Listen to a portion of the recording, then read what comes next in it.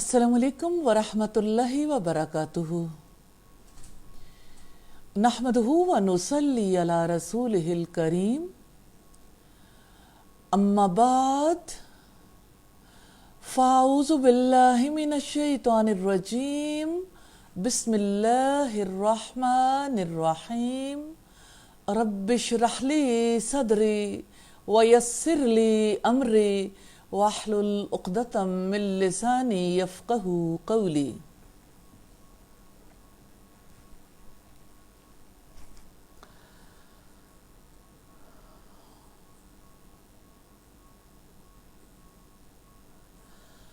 सूरा मोहम्मद का सूरा अज़्ज़ुमर हम देख रहे थे। ये रुकू नंबर 16 है। आइए लफ्ज़ी तर्जुमा देखते हैं। कुल आप कह दें, या इबादी ए मेरे बंदो, अल्लज़ीना आमनू जो ईमान लाए हो, इत्तक़ू डर जाओ, रब्बकुम अपने रब से, लिल्लज़ीना उन लोगों के लिए, अहसनु जिन्होंने नेकी की, फ़ी हाज़िहि दुनिया इस दुनिया में, हसना बड़ी भलाई है, व अर्दुल्लाहि और ज़मीन अल्लाह ताला की, वासियतुन बड़ी वसी है, इन्नमा यकीनन युवफ़ा पूरा दिया जाएगा, अस्वाबिरूना सब्र करने वालों को, अजरहम उनका अजर, बिगैरि हिसाब बगैर हिसाब के। कुल आप कह दें, इन्नी यकीनन मैं, उमिरतु मुझे हुक्म दिया गया है, अन ये के आबुदा मैं इबादत करूं, अल्लाह ताला की, मुखलिसन खालिस करने वाला होकर, लहू उसके लिए, अद्दीना दीन को, व उमिरतु और मुझे हुक्म दिया गया है, लिअन ये कि मैं, अकूना मैं हो जाऊं, अव्वला पहला, अलमुस्लिमीन फर्मा बरदारों में से। कुल आप कह दें, इन्नी यकीनन मैं, अखाफू मैं डरता हूँ, इन अगर असैतु मैं नाफरमानी करूँ, रब्बी अपने रब की, अज़ाबा अज़ाब से, यौमिन अज़ीम हौलनाक दिन के। कुल आप कह दें, अल्लाह ताला की, आबुदु मैं इबादत करता हूँ, मुखलिसन खालिस करने वाला होकर, लहू उसके लिए, दीनी अपने दीन को, फाबुदु चुनांचे इबादत करो, फाबुदु चुनांचे इबादत करो, माँ जिसकी, तुम चाहते हो, मिन दूनिही उसके सिवा। कुल आप कह दें, इन्ना यकीनन, अल खासिरीना खसारा उठाने वाले हैं, अल्लज़ीना वो लोग, खसीरू जिन्होंने खसारे में डाला, अनफुसहुम अपने आप को, व अहलीहिम और अपने घर वालों को, यौमल क़ियामती क़यामत के दिन, अला सुन लो, ज़ालिका यही, हुआ वो, अल खुसरानु खसारा है, अल मुबीनु खुला, लहुम उनके लिए, मिन फ़ौक़िहिम उनके ऊपर से, ज़ुललुन साइबान होंगे, मिनन्नार आग के, व मिन तहतिहिम और उनके नीचे से, ज़ुललुन साहिबान होंगे, ज़ालिका ये, युखव्विफु डराता है, अल्लाहु अल्लाह ताला, बिही इसके साथ, इबादहु अपने बंदों को, या इबादी ए मेरे बंदो, फत्तकूनी पस डरो मुझसे, वल्लजीना और जिन लोगों ने इज्तनबू इज्तिनाब किया, अत्तागूता तागूत से, अन ये के याबुदूहा वो इबादत करें उसकी, व अनाबू और उन्होंने रुजू किया, इलल्लाही अल्लाह ताला की तरफ, लहुम उनके लिए, अलबुशरा खुशखबरी है, फबशिर सो आप बशारत दे दो, इबादी मेरे बंदों को, अल्लजीना जो लोग, यस्तमीऊना गौर से सुनते हैं, अलकौला बात, फयत्तबिऊना फिर वो पैरवी करते हैं, अहसनहु उनमें सबसे अच्छी की, उलाइका यही लोग हैं, अल्लजीना जिनको, हदाहुम हिदायत बख्शी उनको, अल्लाहु अल्लाह ताला ने, व उलाइका और यही लोग हैं, हम वो उलुल अलबाब अक्लमंद, अफमन तो क्या जो शख्स, हक्का साबित हो चुकी, अलैहि जिस पर, कलीमतु बात, अलाज़ाबी अजाब की, अफ़अंता तो क्या, तुनक़िज़ु बचाएंगे, मन जो, फिन्नारी आग में है, लाकिनिल्लज़ीना लेकिन जो लोग, इत्तक़ऊ डर कर रहे, रब्बहुम अपने रब से, लहुम उनके लिए, गुरफुन बुलंद इमारतें हैं, मिन फौक़िहा जिनके ऊपर, गुरफुन बुलंद इमारतें हैं, मबनियतुन बनी होंगी, तजरी बह रही होंगी, मिन तहतिहा जिनके नीचे से, अल अनहारू नहरें, वादल्लाही वादा है अल्लाह ताला का, ला युखलिफु नहीं खिलाफ करता, अल्लाहु अल्लाह ताला, अलमियादा अपने वादे का, अलम तरा क्या नहीं आपने देखा, अन्नल्लाह यकीनन अल्लाह ताला ने, अंजला उतारा, मिनस्समाई आसमान से, माअन कुछ पानी, फसलकहु फिर उसने जारी किया उसको, यनाबिया चश्मों की सूरत में, फिल अर्दी जमीन में, सुम्मा फिर, युखरिजु वो निकालता है, बिही उसके साथ, ज़रान खेती, मुख्तलिफन मुख्तलिफ हैं, अलवानुहु रंग उसके, सुम्मा फिर, यही जो वो पककर तैयार हो जाती है, फतराहु तो आप देखते हो उसको,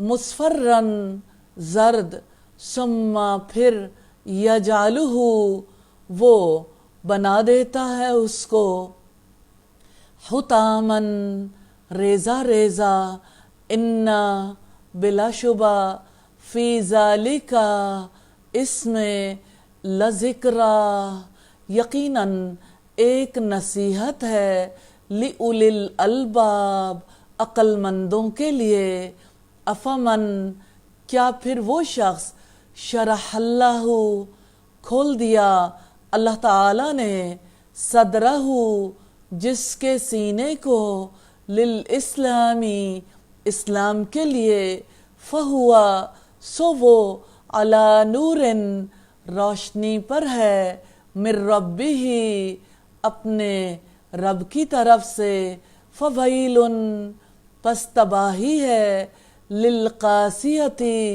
लिलकासियती कुलूबुहुम सख्त दिल वालों के लिए, मिन ज़िक्रिल्लाही अल्लाह ताला की याद से, उलाइका यही लोग हैं, फी ज़लालिन गुमराही में हैं, मुबीन खुली।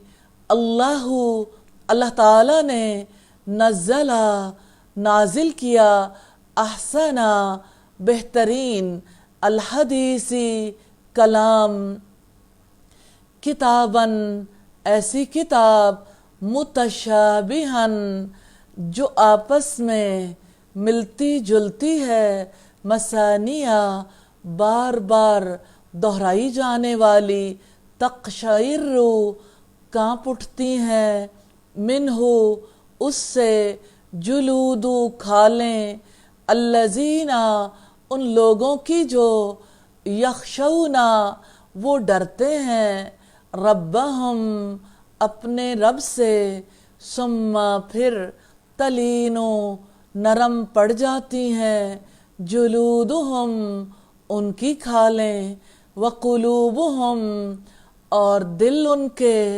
इला ज़िक्रिल्लाही अल्लाह ताला की याद की तरफ, ज़ालिका ये, हुदल्लाही हिदायत है अल्लाह ताला की, यहदी वो हिदायत देता है, बिही उसके साथ, मन यशाउ जिसे वो चाहता है, वमन युज़लिलिल्लाहु वमन और जिसको, युज़लिलिल्लाहु गुमराह कर देता है अल्लाह ताला, फमालहु तो नहीं उसके लिए, मिन हाद कोई हिदायत देने वाला।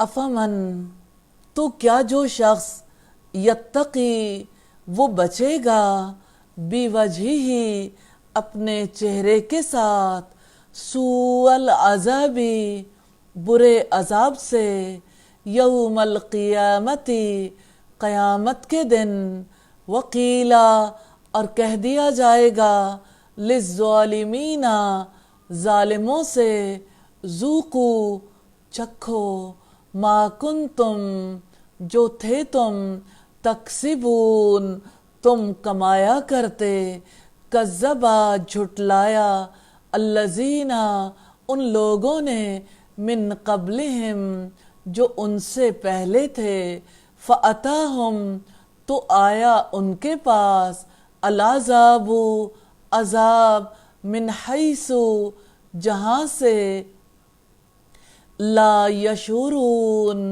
वो सोचते न थे, फ़अज़ाक़हुम पस चखाई उनको, अल्लाह ताला ने, अल-ख़िज़्या रुसवाई, फ़िल हयात दुनिया दुनिया की ज़िंदगी में, वल अज़ाबु और यकीनन अज़ाब, अल-आखिरती आखिरत का, अकबरु ज़्यादा बड़ा है, लौ काश, कानू वो होते, यालमून वो जानते, वलक़द और बिलाशुबा यकीनन, ज़रबना बयान की हैं हमने, लिन्नासी लोगों के लिए, फ़ी हाज़ल क़ुरआनी इस क़ुरआन में, मिन कुल्ली हर किस्म की, मसलिन मिसालें, लअल्लहुम ताकि वो, यतज़क्करून नसीहत हासिल करें, क़ुरआनन क़ुरआन है, अरबियन अरबी, गैर ज़ी इवजिन कोई टेढ़ नहीं, लअल्लहुम ताकि वो, यत्तक़ून वो बच जाएं। ज़रबल्लाहु बयान की अल्लाह ताला ने, मसलन मिसाल, रजुलन एक आदमी की, फ़ीही उसमें, शुरकाउ کئی شریک ہیں، متشاکسون ایک دوسرے سے جھگڑنے والے، ورجلن اور ایک آدمی کی، سلمن پورے کا پورا ہے، لرجلن ایک آدمی کے لیے، حل کیا، یستویانی دونوں برابر ہیں، مثلاً مثال میں، الحمدللہ تمام تعریف اللہ تعالیٰ کے لیے ہے، بلکہ اکثرہم اکثر ان کے، لا یعلمون نہیں وہ جانتے، انکا یقیناً آپ، میتن مرنے والے ہیں، وَإِنَّهُمْ اور یقیناً وہ، میتون مرنے ہی والے ہیں، ثم پھر، انکم یقیناً تم، یوم القیامتی قیامت کے دن، عند ربکم اپنے رب کے پاس، تختصمون تم جھگڑا کرو گے۔ الفاظ کی وضاحت ہے،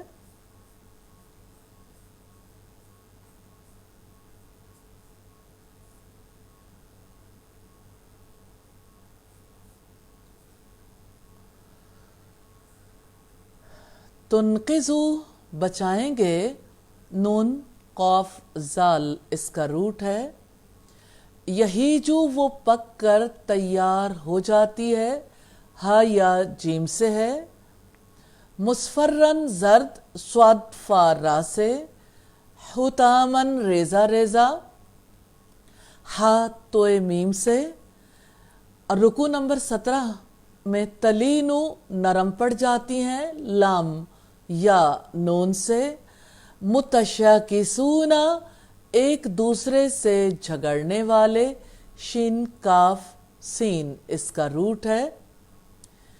تفسیر دیکھیں گے، یہ رکوع نمبر 16 ہے، آیت نمبر 10 ہے، قُلْ يَا عِبَادِ الَّذِينَ آمَنُوا اتَّقُوا رَبَّكُمْ لِلَّذِينَ أَحْسَنُوا فِي هَذِهِ الدُّنْيَا حَسَنَةٌ وَأَرْضُ اللَّهِ وَاسِعَةٌ إِنَّمَا يُوَفَّى الصَّابِرُونَ أَجْرَهُمْ بِغَيْرِ حِسَاب۔ آپ کہہ دیں کہ اے میرے بندو جو ایمان لائے ہو، اپنے رب سے ڈر جاؤ، ان لوگوں کے لیے جنہوں نے اس دنیا میں نیکی کی بڑی بھلائی ہے، اور اللہ تعالیٰ کی زمین بڑی وسیع ہے، یقیناً صبر کرنے والوں کو ان کا اجر بغیر حساب کے پورا دیا جائے گا۔ اللہ تعالیٰ نے حکم دیا ہے اپنے بندوں کو، قُلْ يَا عِبَادِ الَّذِينَ آمَنُوا اتَّقُوا رَبَّكُمْ، آپ کہہ دیں کہ اے میرے بندو جو ایمان لائے ہو، اپنے رب سے ڈر جاؤ۔ تقوی کا حکم ہے۔ تقوی کون اختیار کر سکتا ہے؟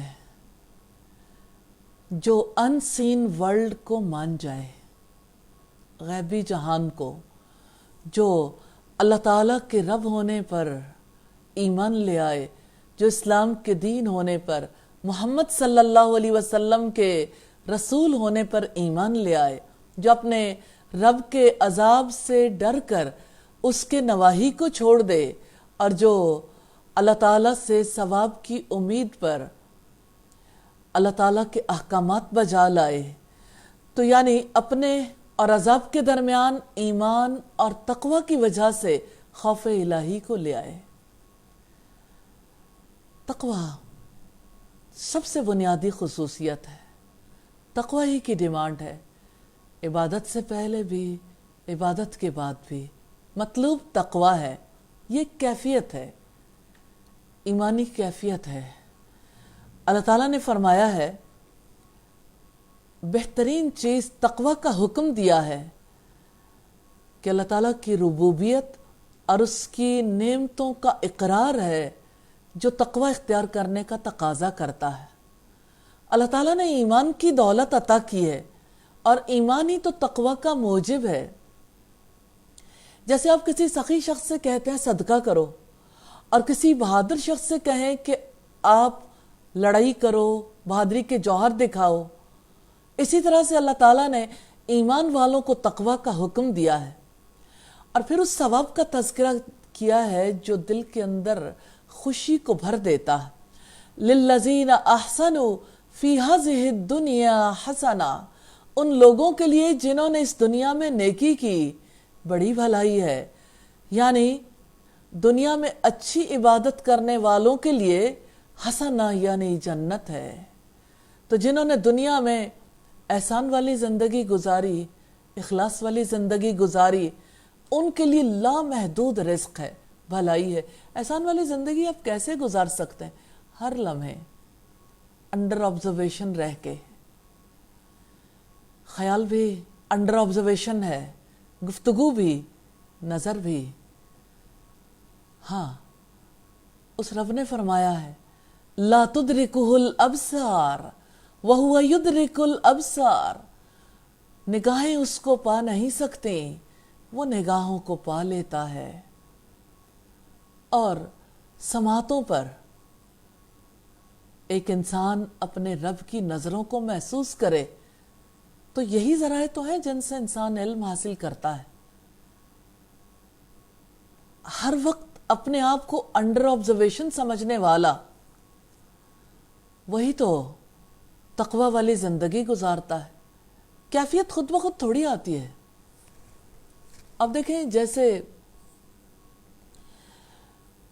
آپ دودھ کو بوائل کرتے ہیں تو دودھ خود بخود دہی تو نہیں بن جاتا۔ آپ جب کھانا بناتے ہیں انگریڈینٹس رکھتے خود بخود کھانا تو نہیں بن جاتا۔ آپ واشنگ مشین میں کپڑے رکھ دیتے ہیں خود بخود تو نہیں دھل جاتے، چاہے وہ آٹومیٹک ہو، آپریٹ تو کرنا پڑتا ہے۔ ایسے ہی بندے کو خود کو بھی آپریٹ کرنا پڑتا ہے۔ آپ گاڑی میں جا کے بیٹھیں، گاڑی میں فیول بھی ہے، گاڑی پورے طریقے سے چلنے کے لیے تیار ہے، لیکن آخر گاڑی سٹارٹ تو کرنی پڑتی ہے نا، آخر اسے کوئی چلانے والا چلائے گا نا۔ ایون جو گاڑیاں بغیر ڈرائیور کے بھی چلتی ہیں اسے بھی آپریٹ کرنا پڑتا ہے۔ ایسا نہیں ہوتا کسی آپریٹ کرنے والے کے بغیر ہی خود بخود سب کچھ آپریٹ ہوتا چلا جائے۔ تو یہ ہماری زندگی ہے، اپنی زندگی کو ہم نے آپریٹ کرنا اسی کا اجر ہے، اور نہیں کریں گے اسی پر پکڑ ہے۔ تو یہ جو اجر اور پکڑ کی کیفیت ہے نا ہر وقت کی، اسی کو تو تقوی کہتے ہیں۔ پکڑ کے خوف سے انسان بچتا ہے، اجر کی وجہ سے کرتا ہے۔ تو جنہوں نے دنیا میں احسان اور اخلاص والی زندگی گزاری، ان کے لیے لامحدود رزق ہے، بھلائیاں ہی بھلائیاں ہیں۔ رب العزت نے فرمایا من عمل صالحا من ذکر او انثى وهو مؤمن فلنحيينه حياة طیبہ ولنجزینہم اجرہم باحسن ما كانوا یعملون۔ جو شخص نیک عمل کرے، خواہ مرد ہو یا عورت، اور وہ مومن ہو، تو اسے ہم ضرور زندگی دیں گے، پاکیزہ زندگی، اور ہم ضرور بدلے میں ان کا زیادہ اچھا اجر دیں گے جو وہ عمل کرتے تھے۔ یہ سورہ نحل کی آیت نمبر 97 ہے۔ تو نیکی کی جزا کیا ہے؟ پاک زندگی، اچھا اجر۔ تو جو اخلاص والی زندگی بسر کریں ان کے لیے دنیا میں انشراح قلب ہے، نیکیوں کے لیے دل کھلا رہتا ہے، اطمینان ہے، سکون ہے۔ پھر فرمایا وَأَرْضُ اللَّهِ وَاسِعَةٌ، اور اللہ تعالیٰ کی زمین وسیع ہے، یعنی اگر زمین کا ایک حصہ اللہ تعالیٰ کی عبادت کے لیے تنگ ہو جائے، دوسرے حصے میں ہجرت کر جاؤ تاکہ تم اپنے رب کی عبادت کر سکو۔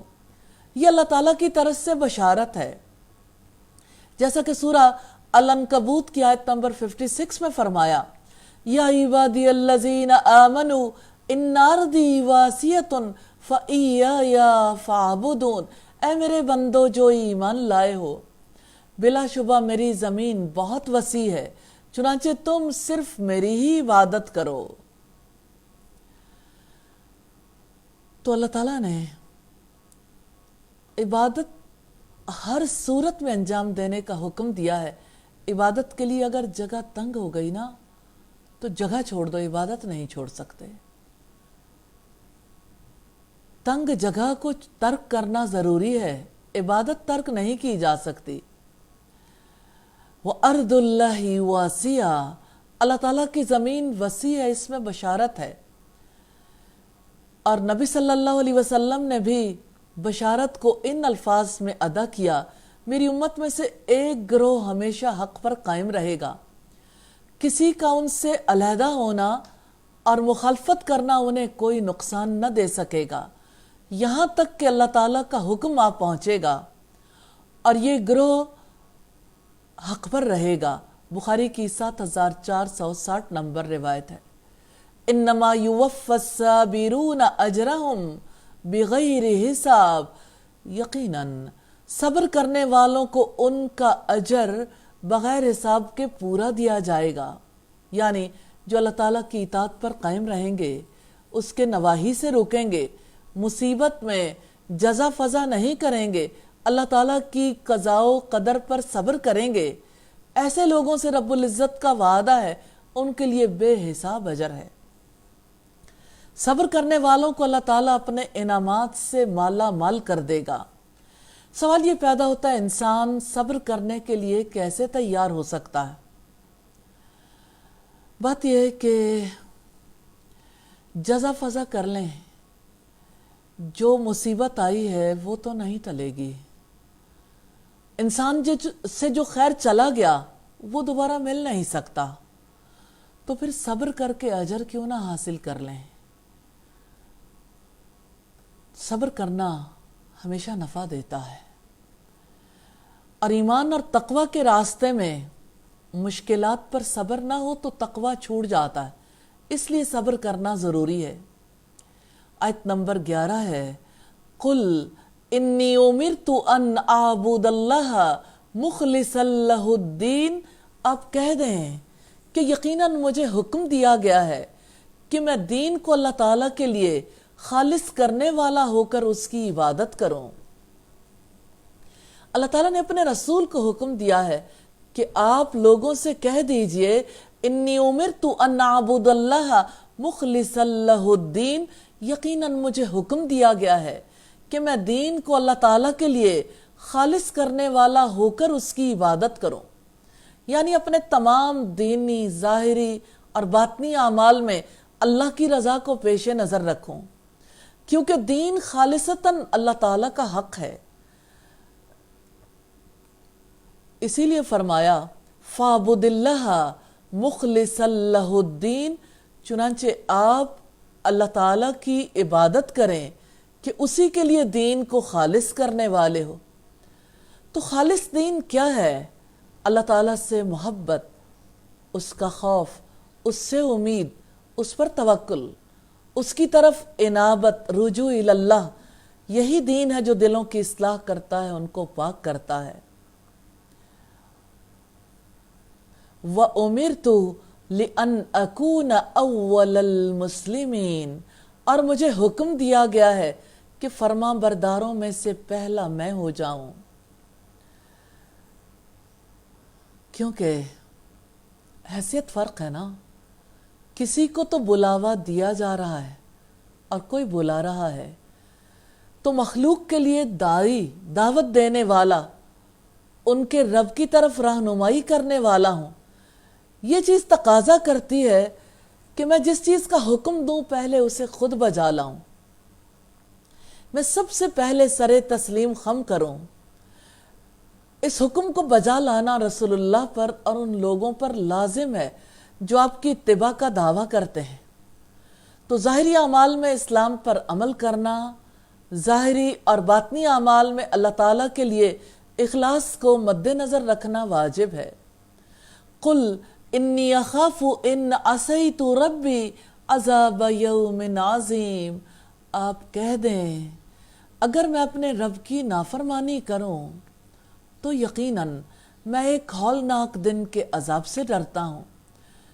آپ امیجن کر سکتے ہیں اللہ کے رسول صلی اللہ علیہ وسلم اللہ تعالیٰ کی نافرمانی سے ڈرتے تھے، اللہ تعالیٰ نے اپنے نبی کو حکم دیا کہ آپ انہیں بتا دیں، قُلْ إِنِّي أَخَافُ إِنْ عَصَيْتُ رَبِّي، آپ کہہ دیں اگر میں اپنے رب کی نافرمانی کروں تو یقیناً میں ڈرتا ہوں، اگرچہ میں اللہ کا رسول ہوں لیکن مجھے نافرمانی سے خوف آتا ہے کہ میں اس کی عبادت میں اخلاص اور توحید کو چھوڑ دوں۔ عذاب یوم عظیم، ایک ہولناک دن کے عذاب سے، یعنی قیامت کے دن کے دہشتناک احوال سے ڈر لگتا ہے، کیونکہ جس نے شرک کیا وہ ہمیشہ دوزخ میں رہے گا، جس نے گناہ کیے انہیں عذاب تو دیا جائے گا۔ مستدرک حاکم کے حوالے سے نعمان بن بشیر کی صحیح حدیث ہے کہ اللہ کے رسول صلی اللہ علیہ وسلم اکثر واعظ میں ایسے مصروف ہوتے تھے کہ آپ کی چادر کندھے پر سے اتر کر گر پڑتی تھی۔ اس حدیث سے یہ بات اچھے طریقے سے سمجھ آ جاتی ہے کہ جس طرح اللہ تعالیٰ نے توحید اور دین کے احکامات اپنے رسول پر نازل فرمائے، اسی تاکید سے اللہ کے رسول نے وہ احکامات لوگوں کو پہنچا دیے۔ اور رسول اللہ کے اعلان کی بڑی اہمیت ہے۔ اس اعلان کی وجہ سے مقام الوہیت اور مقام بندگی الگ الگ ہو جاتے ہیں۔ اس اعلان سے عقیدہ توحید اور عقیدہ رسالت واضح ہو جاتا ہے۔ اس سے پتہ چلتا ہے کہ اللہ تعالیٰ کے بندے ہیں اور بندگی کی حد سے آگے نہیں جا سکتے، اور تمام انسان بھی بندگی کے مقام پر برابر ہیں اور اللہ تعالیٰ نگہبان ہے۔ قُلِ اللَّهَ أَعْبُدُ مُخْلِصًا لَهُ دِينِي، آپ کہہ دیں کہ میں اللہ تعالیٰ کے لیے اپنے دین کو خالص کرنے والا ہو کر اس کی عبادت کرتا ہوں، یعنی میں تو خلوص سے اللہ تعالیٰ کی عبادت کرتا ہوں، اللہ کے سوا کسی کی عبادت نہیں کرتا، میں صرف اس کی اطاعت کرتا ہوں، صرف اسی کی غلامی اختیار کرتا ہوں۔ فَاعْبُدُوا مَا شِئْتُم مِّن دُونِهِ قُلْ إِنَّ الْخَاسِرِينَ الَّذِينَ خَسِرُوا أَنفُسَهُمْ وَأَهْلِيهِمْ يَوْمَ الْقِيَامَةِ أَلَا ذَلِكَ هُوَ الْخُسْرَانُ الْمُبِينُ، چنانچہ تم اس کے سوا جس کی چاہو عبادت کرو۔ آپ کہہ دیں کہ یقیناً خسارہ اٹھانے والے وہ ہیں جنہوں نے اپنے آپ کو اور اپنے گھر والوں کو قیامت کے دن خسارے میں ڈال دیا۔ سن لو، یہی کھلا خسارہ ہے، اصل نقصان اسی کا ہے۔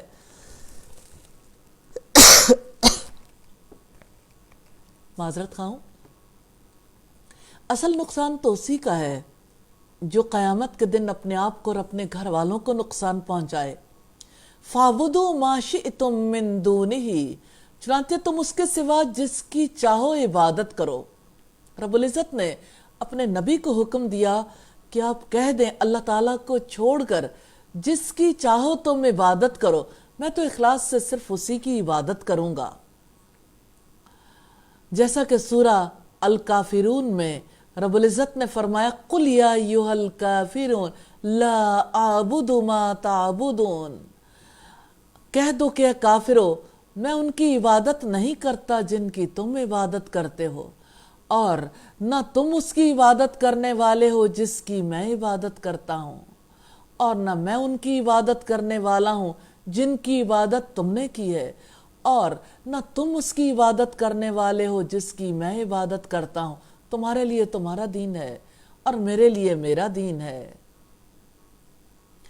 قُلْ إِنَّ الْخَاسِرِينَ، آپ کہہ دیں اے نبی کہ یقیناً خسارہ اٹھانے والے وہی ہیں، یعنی حقیقی نقصان ان کا ہے جن کا دیوالیہ نکل جائے گا۔ یہ وہ لوگ ہوں گے الذین خسروا انفسہم، وہ لوگ جنہوں نے اپنے آپ کو خسارے میں ڈالا، جنہوں نے خود کو اللہ تعالیٰ کی اطاعت کے ثواب سے محروم کر لیا اور گناہوں کی وجہ سے بدترین عذاب کے مستحق ٹھہرے۔ وَأَهْلِهِمْ يَوْمَ الْقِيَامَةِ، اور اپنے گھر والوں کو قیامت کے دن۔ خسارے میں وہ لوگ ہوں گے جو اپنے گھر والوں کو قیامت کے دن نقصان پہنچائیں گے۔ ایسے لوگوں کی کبھی ایک دوسرے سے ملاقات نہیں ہوگی۔ بغوی رحمہ اللہ نے لکھا ہے کہ سیدنا ابن عباس نے فرمایا اللہ تعالیٰ نے ہر آدمی کے لیے جنت میں ایک گھر متعلقین کے لیے مقرر کر دیا ہے۔ اب اگر بندہ اطاعت گزار ہے تو وہ مکان اور متعلقین اس کو مل جائیں گے، اور اگر نافرمان ہے تو کسی دوسرے اطاعت گزار بندے کو دے دیے جائیں گے۔ الا ذالک هو الخسران المبین، سن لو یہی کھلا خسارہ ہے، ایسا تو کوئی اور خسارہ ہی نہیں، کیونکہ دنیا میں کسی کو ایک بار خسارہ و بہتری کے امکانات رہتے ہیں، جبکہ آخرت میں جب خسارہ ہوگا ہمیشہ ہمیشہ کے لیے ہوگا، جس کے بعد کبھی نفع نہیں ہوگا۔ لہم من فوقہم ظلل من النار ومن تحتہم ظلل ذالک یخوف اللہ بہ عبادہ یا عبادی فاتقون، ان کے اوپر بھی آگ کے سائبان ہوں گے اور ان کے نیچے سے بھی۔ یہ وہ عذاب ہے جس سے اللہ تعالیٰ اپنے بندوں کو ڈراتا ہے، اے میرے بندو پس مجھی سے ڈرو۔ لہم من فوقہم ظلل، ظلل من النار، ان کے اوپر آگ کے سائبان ہوں گے۔ ازلی خسارے میں مبتلا ہونے والے اپنے اوپر پانی کے بادل نہیں، بارش برسانے والے نہیں، آگ برسانے والے بادل دیکھیں گے۔ وَمِن تَحْتِهِمْ ظُلَلٌ، اور ان کے نیچے بھی آگ کے سائبان ہوں گے، یعنی یوں جیسے کوئی خلا میں ہو، اوپر بھی بادل نیچے بھی بادل، اور یہ بادل ہیں آگ کے۔ تو ازلی خسارے والے آگ کے گھیرے میں آ جائیں گے۔ رب العزت نے فرمایا ذَلِكَ یخوف اللہ بہ عبادہ یا عبادی فاتقون، وہ عذاب ہے جس سے اللہ تعالیٰ اپنے بندوں کو ڈراتا ہے، اے میرے بندو پس مجھی سے ڈرو۔ اللہ تعالیٰ جہنمیوں کے حالات کے بارے میں خبر دے کر اپنے بندوں کو ڈرا رہا ہے تاکہ وہ باز آ جائیں، گناہوں سے باز آئیں، اللہ تعالیٰ اور اس کے رسول پر ایمان لے آئیں، رسول اللہ کی اتباع کریں اور آخرت کے عذاب سے نجات پالیں۔ تو اے میرے بندو ایمان اور تقوی کے ذریعے امن پاؤ، اپنے فرائض ادا کر کے مجھ سے بچ جاؤ۔ تو جہنمیوں کے عذاب کا یہ وصف جو ہم نے بیان کیا ہے، یعنی اللہ تعالیٰ نے یہ ایک ایسا کوڑا ہے جس کے ذریعے سے اللہ تعالیٰ اپنے بندوں کو اپنی رحمت کے سائے کی طرف ہانکتا ہے۔ وَالَّذِينَ اجْتَنَبُوا الطَّاغُوتَ أَن يَعْبُدُوهَا وَأَنَابُوا إِلَى اللَّهِ لَهُمُ الْبُشْرَى فَبَشِّرْ عِبَادِي، اور جن لوگوں نے طاغوت سے اجتناب کیا کہ وہ اس کی عبادت کریں اور انہوں نے اللہ تعالیٰ کی طرف رجوع کیا، ان کے لیے خوشخبری ہے، سو آپ میرے بندوں کو بشارت سنا دیں۔ اللہ تعالیٰ کی طرف رجوع کرنے والوں کے لیے بشارت ہے۔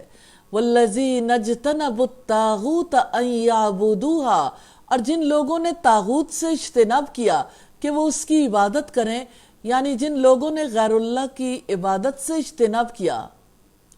یہاں طاغوت سے مراد ہر وہ چیز ہے جس کی اللہ تعالیٰ کے مقابلے میں عبادت کی جاتی ہو، اطاعت کی جاتی ہو، کیونکہ اللہ تعالیٰ چاہتے ہیں کہ صرف اس کی عبادت ہو، صرف اس کی اطاعت ہو۔ تو گویا طاغوت سے مراد حکمران بھی ہیں، کوئی ادارہ، کوئی پارلیمنٹ، بت، شیاطین، جن اور دنیا کی بڑی قوتیں بھی ہو سکتی ہیں جو اپنی اپنی اطاعت کروانا چاہتے ہیں۔ وَأَنَابُوا إِلَى اللَّهِ، اور انہوں نے اللہ تعالیٰ کی طرف رجوع کیا، اللہ سے توبہ کی، رجوع کیا، اس کی توحید کا اقرار کیا، اس کی اطاعت والے اعمال کیے، اس کے سوا دوسرے معبودوں سے برات کا اظہار کیا۔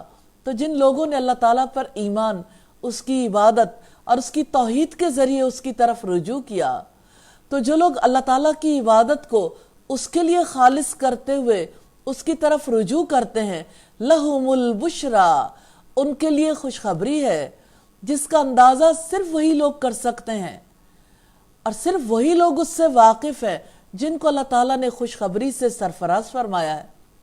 اس میں دنیا کے اندر وہ بشارت بھی شامل ہے جو بندہ مومن کو ثنائے حسن، سچے خوابوں اور عنایت ربانی کی صورت میں حاصل ہوتی ہے۔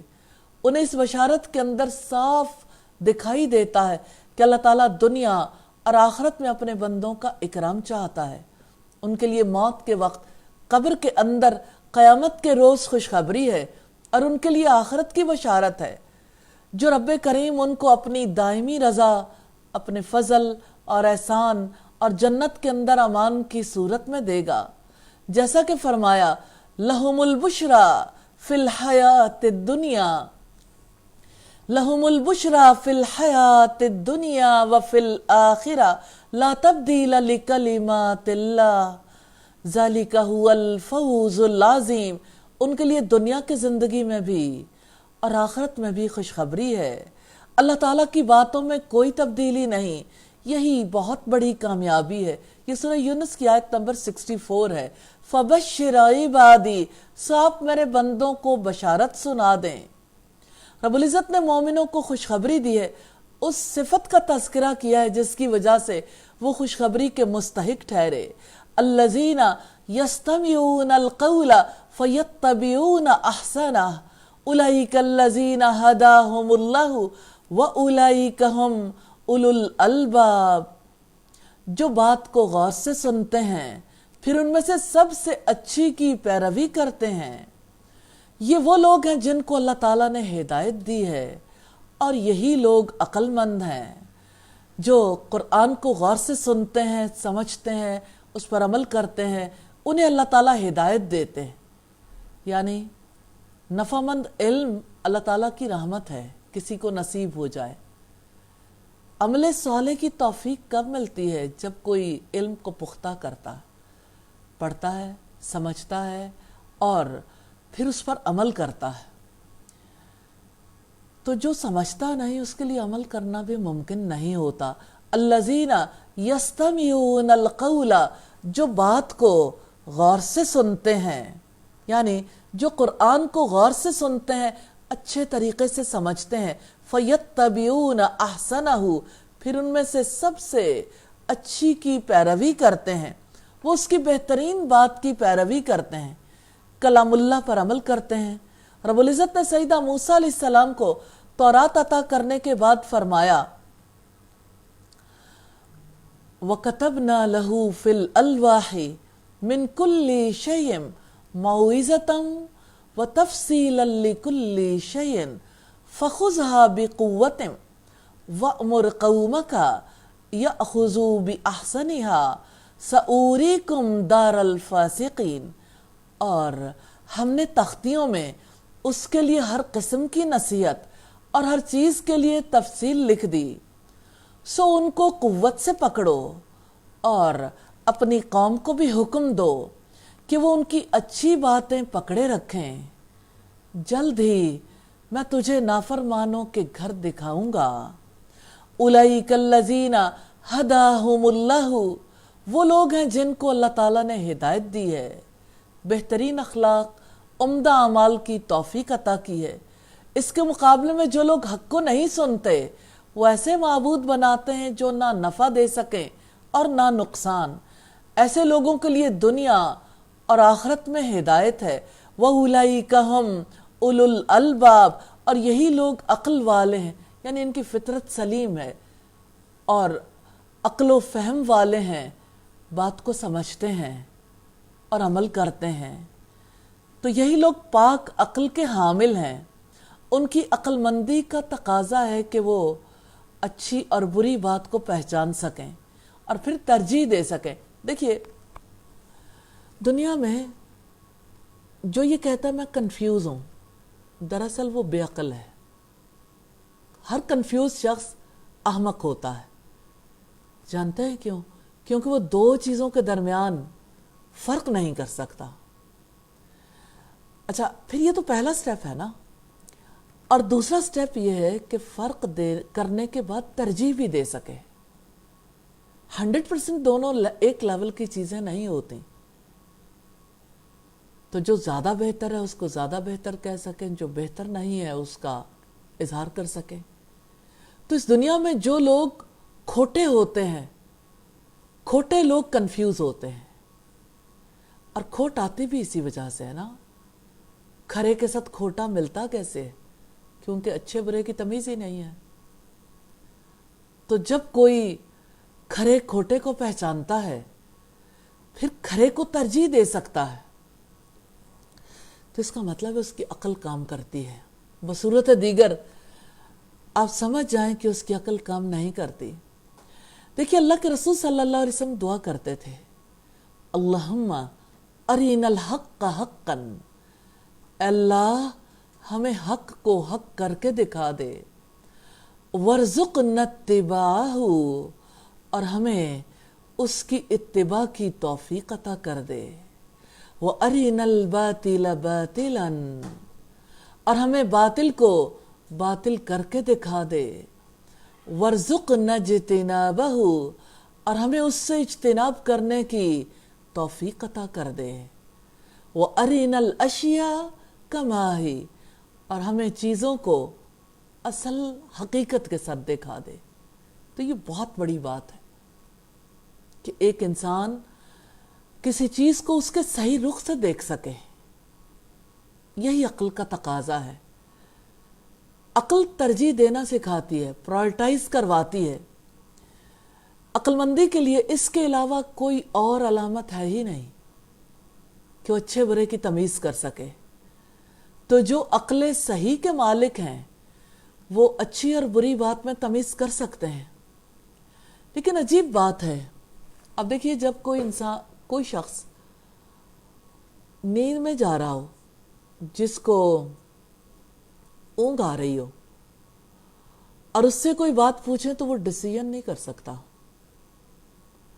اسے پتہ نہیں چل رہا ہوتا. اچھا یہ تو چلو نیند میں جانے والے کی بات ہے. اگر کوئی اچھا بھلا ہوش مند ہو اور وہ عام زندگی میں بھی اسی طرح سے زندگی گزار رہا ہو کہ اس سے ڈیسیژن ہی نہ ہوتا ہو, اس کے اوپر ہمیشہ دھند چھائی رہے اس کی عقل پر, اور وہ اندھا دھند کام کرتا رہے. جانتے ہیں اندھا دھند کون کام کرتا ہے؟ جس کی عقل کام نہیں کرتی, جو عقل مند نہیں ہوتا. تو وہ کون سی دھند ہے جو دماغ پر چھا جاتی ہے, عقل پر چھا جاتی ہے؟ شہوت, خواہشات نفس.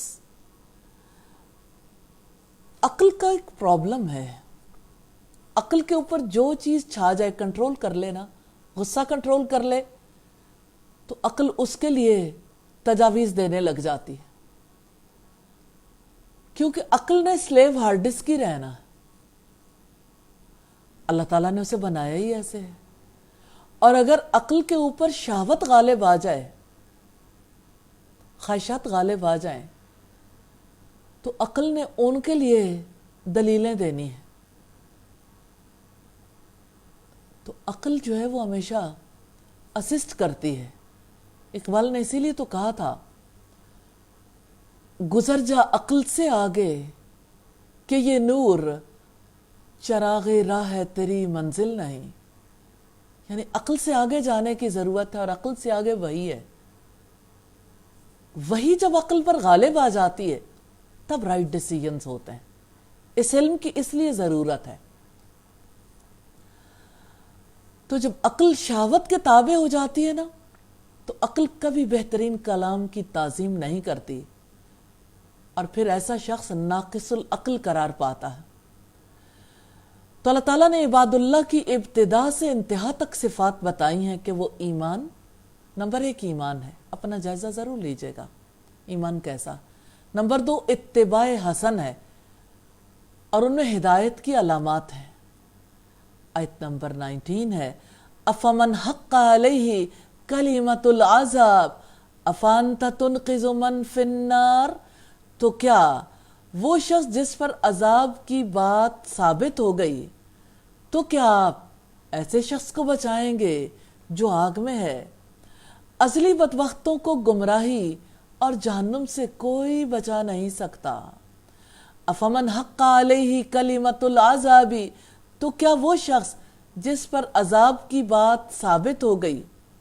عذاب کے کلمے سے مراد اللہ تعالیٰ کا قول ہے, جو اس نے سیدنا آدم علیہ السلام کی پیدائش کے موقع پر شیطان کو مخاطب کر کے فرمایا تھا. یعنی اللہ تعالیٰ کے قول سے عذاب واجب ہو گیا کہ میں جہنم کو تجھ سے اور تیری پیروی کرنے والے سب لوگوں سے بھر دوں گا. تو وہ شخص جس کی گمراہی، اناد اور کفر پر جمے رہنے کے باعث اس پر عذاب کا حکم واجب ہو گیا ہو تو اس کی ہدایت کے لیے آپ کے پاس کوئی چارہ ہے؟ افانت تنقذ من فی النار، تو کیا آپ ایسے شخص کو بچائیں گے جو آگ میں ہے، یعنی جو ازلی بدبخت ہے؟ کیا آپ ایسے شخص کو گمراہی اور ہدایت سے بچا سکتے ہیں؟ جسے اللہ تعالیٰ گمراہ کر دے اسے کوئی ہدایت نہیں دے سکتا، اور جسے وہ ہدایت دے دے اسے کوئی گمراہ نہیں کر سکتا۔ لیکن الذین اتقوا ربہم لہم غرف من فوقہا غرف مبنیۃ تجری من تحتہا الانہار وعد اللہ لا یخلف اللہ المیعاد۔ لیکن جو لوگ اپنے رب سے ڈر کر رہے ان کے لیے بلند عمارتیں ہیں جن کے اوپر بلند عمارتیں بنی ہوں گی، جن کے نیچے سے نہریں بہہ رہی ہوں گی۔ اللہ تعالیٰ کا وعدہ ہے، اللہ تعالیٰ کبھی اپنے وعدے کے خلاف نہیں کرتا۔ تو متقیوں کے لیے بلند عمارتیں ہیں جن کے نیچے نہریں بہہ رہی ہوں گی۔ لیکن الذین اتقوا ربہم، لیکن جو لوگ اپنے رب سے ڈر کر رہے، یعنی اللہ تعالیٰ سے ثواب کی امید رکھ کر اس کی اطاعت کی اور اس کے عذابوں کے خوف سے اس کے نواہی سے رکتے رہے، تو یہ خوف ہے جس کی وجہ سے اطاعت ہوتی ہے، جس کی وجہ سے نافرمانیوں سے روکا جاتا ہے۔ اپنے اندر جھانک کے دیکھیے کتنا خوف ہے اس رب کا۔ کیوں آئے گا کسی کو خوف؟ کب آئے گا کسی کو خوف الہی؟ جب کوئی اللہ تعالیٰ کو جانے گا، پہچانے گا، وہ میرے قریب ہے، مجھے دیکھتا ہے، میری سنتا ہے، وہ رزق دیتا ہے، اختیار رکھتا ہے، وہ چاہے تو شکل بدل کر رکھ دے۔ لہم غرف من فوقہا، ان کے لیے بلند عمارتیں ہیں، عالی شان بلند و بالا محلوں پر بالا خانے ہیں جو سونے اور چاندی کی اینٹوں سے تعمیر کیے گئے ہوں گے، جن کا گارا مشک ہے، جن کا حسن اور صفائی ایسی ہے کہ بلندی سے غروب ہونے والے تارے کی طرح نظر آئیں گے۔ سیدنا علی بیان کرتے ہیں کہ رسول اللہ نے فرمایا جنت میں ایسے محل ہیں جن کا اندرونی حصہ باہر سے اور بیرونی حصہ اندر سے صاف دکھائی دیتا ہے۔ ایک دیہاتی نے پوچھا یا رسول اللہ یہ کن کے لیے ہیں؟ فرمایا ان کے لیے جو نرم گفتگو کریں، کھانا کھلائیں، روزوں پر مداومت کریں، اور راتوں کو جب لوگ میٹھی نیند میں ہوں یہ اللہ کے لیے سامنے کھڑے ہو کر گڑ گڑائیں، نماز پڑھیں۔ ترمذی کی 2527 نمبر روایت۔ سیدنا ابو سعید خدری سے روایت ہے اللہ کے رسول صلی اللہ علیہ وسلم نے فرمایا جنت والے اپنے اوپر کے بالا خانوں کو اس طرح دیکھیں گے کہ جس طرح تم مشرقی یا مغربی کناروں میں چمکتے ہوئے ستاروں کو دیکھتے ہو۔ اس وجہ سے کہ جنت والوں کے درجات میں آپس میں تفاوت ہوگا۔ صحابہ کرام نے عرض کی اللہ کے رسول کیا وہ انبیاء کے درجات ہوں گے جن تک ان کے علاوہ کوئی نہیں پہنچ سکے گا؟ آپ نے فرمایا قسم ہے اس ذات کی جس کے قبضے قدرت میں میری جان ہے، ان لوگوں کو بھی وہ درجات عطا کیے جائیں گے جو اللہ تعالیٰ پر ایمان لائیں اور اس کے رسولوں کی تصدیق کریں۔ مسلم کی 7144 نمبر روایت ہے۔ تجری من تحتہا الانہار، جن کے نیچے سے نہریں بہہ رہی ہوں گی، تیزی سے رواں پانی کی نہریں بہہ رہی ہوں گی جو جنت کے خوبصورت باغات کو سیراب کر رہی ہوں گی۔ جیسا کہ فرمایا ان المتقین فی جنات و نہر فی مقعد صدق عند ملیک مقتدر، بلا شبہ متقی لوگ باغوں اور نہروں میں ہوں گے، صدق کی مجلس میں، بڑے ذی اقتدار بادشاہ کے پاس۔ سورہ القمر کی آیات ہیں 54 اور 55۔ وعد اللہ، اللہ تعالیٰ کا وعدہ ہے، اللہ تعالیٰ کا یہ وعدہ ضرور پورا ہوگا۔ لا یخلف اللہ المیعاد، اللہ تعالیٰ کبھی اپنے وعدے کے خلاف نہیں کرتا۔ اللہ تعالیٰ نے متقیوں سے اجر و ثواب کا وعدہ کر رکھا ہے، وہ اپنے وعدے کے خلاف کبھی نہیں کرتا۔ پھر فرمایا الم ترى ان اللہ انزل من السماء ماء فسلكه ينابيع في الارض ثم يخرج به زرعا مختلفا الوانه ثم يهيج فتراه مصفرا ثم يجعله حطاما ان في ذلك لذکریٰ لأولی الالباب۔ کیا آپ نے نہیں دیکھا کہ یقیناً اللہ تعالیٰ نے آسمان سے کچھ پانی اتارا، پھر اسے چشموں کی صورت میں زمین میں جاری کر دیا، پھر وہ اس کے ساتھ مختلف رنگوں کی کھیتی نکالتا ہے، پھر وہ پک کر تیار ہو جاتی ہے تو آپ اسے زرد دیکھتے ہیں، پھر وہ ان کو ریزہ ریزہ کر دیتا ہے۔ بلا شبہ اس میں عقل مندوں کے لیے یقیناً ایک نصیحت ہے۔ زمین کا پانی زمین کا تھوڑی ہے، آسمان کا پانی ہے۔ اللہ تعالیٰ نے فرمایا الم ترى ان اللہ انزل من السماء ماء، کیا آپ نے نہیں دیکھا کہ یقیناً اللہ تعالیٰ نے آسمان سے کچھ پانی اتارا؟ کبھی تم نے غور کیا کہ زمین میں پانی آسمان سے آتا ہے؟ سیدنا ابن عباس فرماتے زمین میں جہاں بھی پانی ہے، جہاں بھی، آسمان سے اترا ہوا ہے۔ یہ بات بڑی توجہ طلب ہے۔ فَسَلَكَهُ يَنَابِيعَ فِي الْأَرْضِ، پھر اسے چشموں کی صورت میں جاری کر دیا، یعنی چشموں میں اللہ تعالیٰ پانی کو محفوظ کر دیتے ہیں، جہاں سے یہ پانی آسانی سے نکال لیا جاتا ہے۔ زمین کے پاس تو یہ پانی امانت ہے۔ اللہ تعالیٰ پانی سے طرح طرح کی چیزیں پیدا کرتے ہیں۔ ثم یخرج به زرعا مختلفا الوانہ، پھر اس کے ساتھ مختلف رنگوں کی کھیتی نکالتا ہے۔ اللہ تعالیٰ آسمان سے نازل ہونے والے پانی سے طرح طرح کی اشیاء پیدا فرماتے ہیں، جن کے رنگ، ذائقے، شکلیں اور فوائد مختلف ہوتے ہیں۔ اسی پانی سے غلے، پھل اور سبزیاں پیدا ہوتی ہیں۔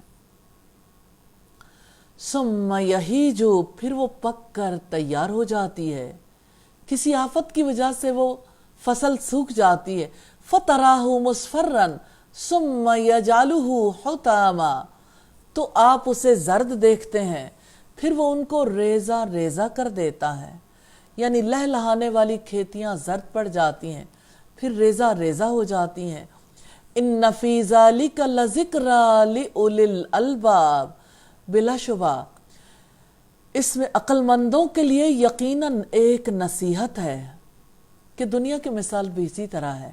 دنیا کی رونقیں، لذتیں، شادابیاں، آسائشیں عارضی ہیں، اس میں انسان کو دل نہیں لگانا چاہیے، موت کی تیاری کے لیے مشغول رہنا چاہیے۔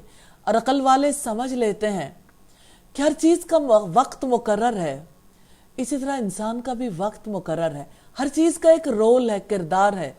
اسی طرح انسان کا بھی دنیا میں ایک کردار ہے جو مقررہ وقت پر ختم ہو جاتا ہے۔ لہٰذا دنیا میں بہترین کردار ادا کرو اور لوٹ کر جانے کی تیاری کر لو کہ یہ زندگی فانی ہے اور وہ زندگی لازوال ہے۔ فتح القدیر میں اس مثال کے بارے میں کہ یہ قرآن اور اہل ایمان کے سینوں کی مثال ہے۔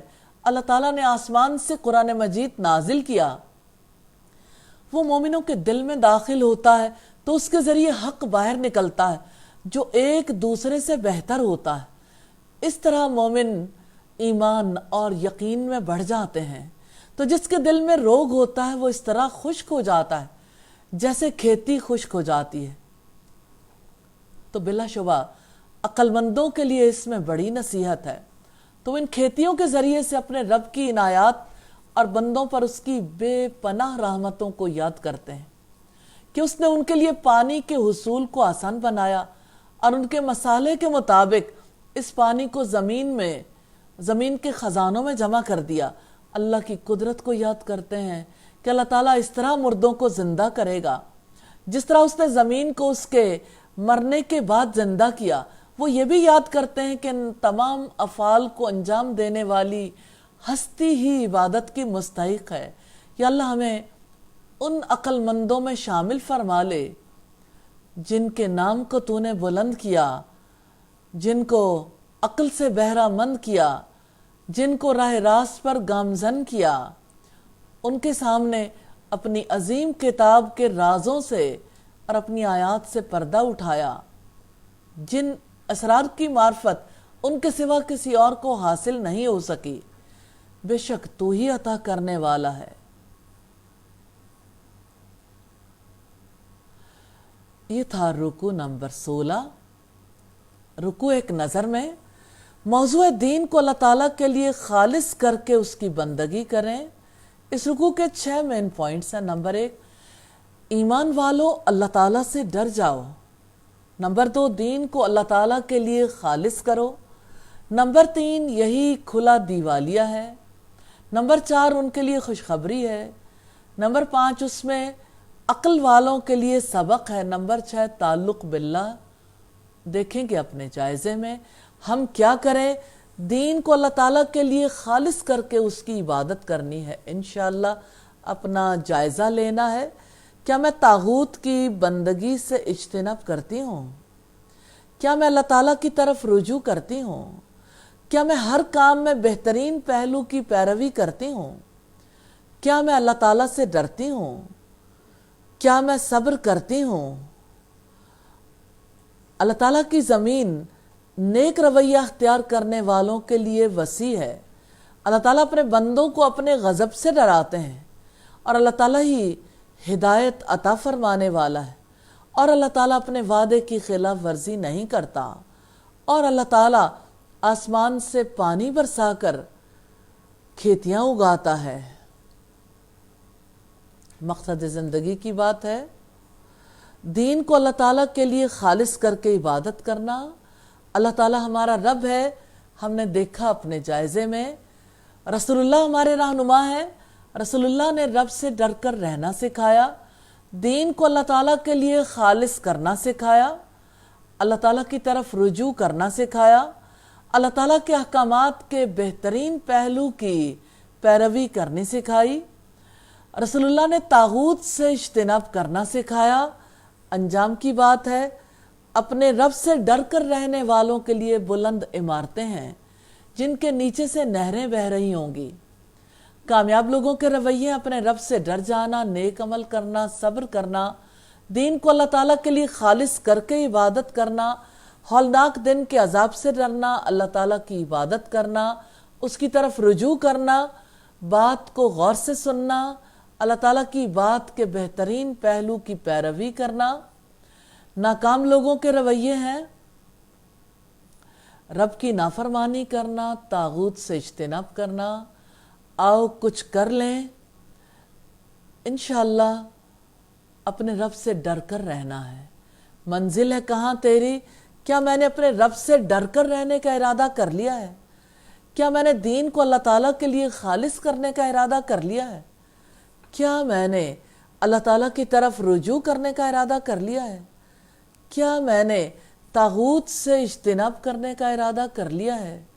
یا اللہ اچھے ارادے کرنے کی بھی توفیق دینا، اور الہی عمل صالح کرنے والوں میں شامل فرمانا۔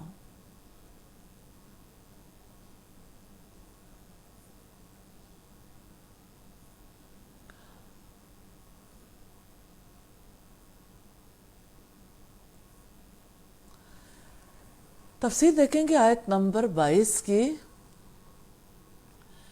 افمن شرح اللہ صدرہ للاسلام فہو علی نور من ربہ فویل للقاسیۃ قلوبہم من ذکر اللہ اولئک فی ضلال مبین۔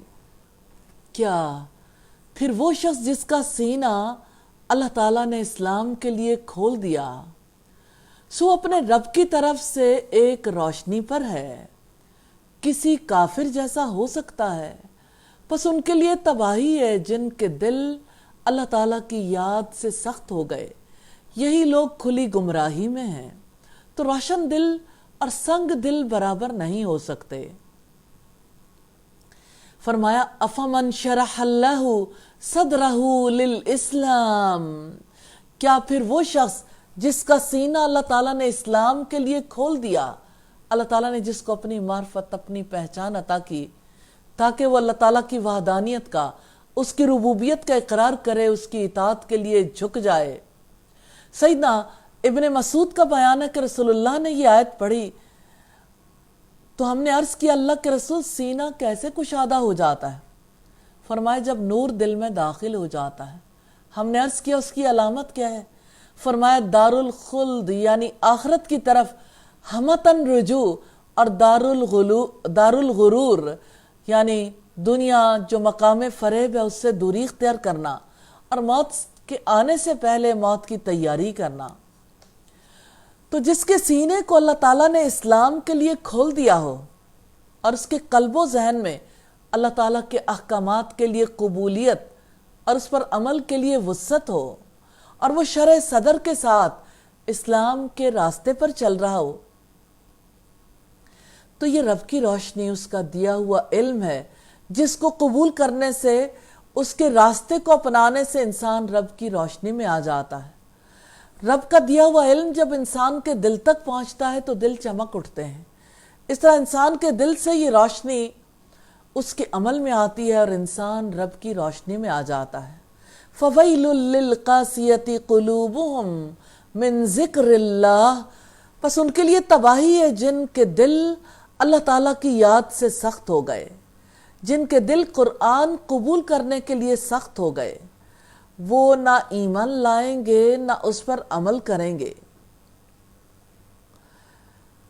تو سخت دل کبھی کتاب کو قبول نہیں کرتے، اسی وجہ سے اللہ تعالیٰ نے فرمایا ہلاکت ہے جن کے دل اللہ تعالیٰ کی یاد سے سخت ہو رہے ہیں۔